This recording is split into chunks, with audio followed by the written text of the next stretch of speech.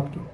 না, সুমিত রায়কে তো সুপ্রিম কোর্টের ওকে রক্ষা কবচ সালমনিয়া কেসে দিয়েছে এবং ভবনে হাজির হতে বলেছে যে আপনি কেন তদন্তকারী, এবং এই জন্য ভর্ৎসনাও করেছে যে কেন হাজির হবে না।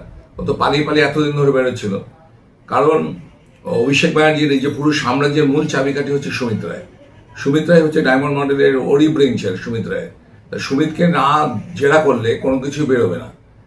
এই যে আজকে আমাদের সুমিত রায় ভবনে হাজির হয়েছে অবশেষে, চাপের কাছে নথি স্বীকার করে। কারণ যেভাবে পুলিশ এবং স্ট্রেফ ওকে খুঁজছিল, ওর পালানোর কোথাও পথ ছিল না আর কি।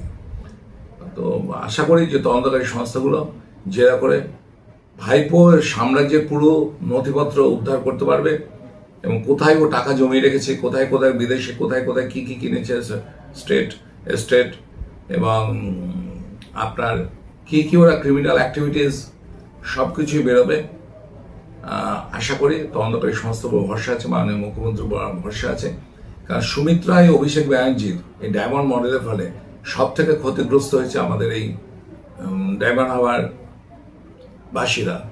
আমার মনে আছে আমাকে অ্যাটাকে ঠিক দুদিন আগে সুমিত রায় ওই মেহবুব আলম, আমাদের সামিম আহমেদ, জাহাঙ্গীর এবং গৌতম অধিকারী চারজনের সঙ্গে বসেছিল, সিটিং করেছিল যে কিভাবে প্ল্যান করেছিল কিভাবে আমাকে অ্যাটাক করা হবে।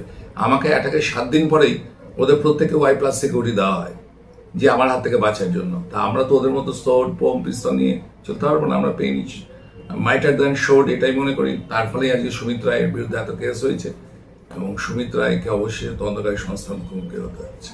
সেক্ষেত্রে এই সুমিত রায়কে প্রথম থেকে আপনার অভিযোগ ছিল ডায়মন্ড হারবার মডেলের ওপরে যে অভিষেকের বিরুদ্ধেও ছিল, পাশাপাশি সব থেকে বড় সুমিত রায়ের নামেও আপনি কমপ্লেন করেছিলেন। সেক্ষেত্রেও আপনার কেসটা কতটা আশা করছেন? না, আমার তো এখন ভরসা রয়েছেই, তদন্তকারী সংস্থাগুলো ভরসা রয়েছে। আশা করবো যে এই যে প্যান্ডোরের বাক্সটা যেটা আমি ওপেন করেছিলাম সেটার ভেতরে কি কি আছে সমস্ত কিছু বের হবে সুমিত রায়কে জেরা করার পরে।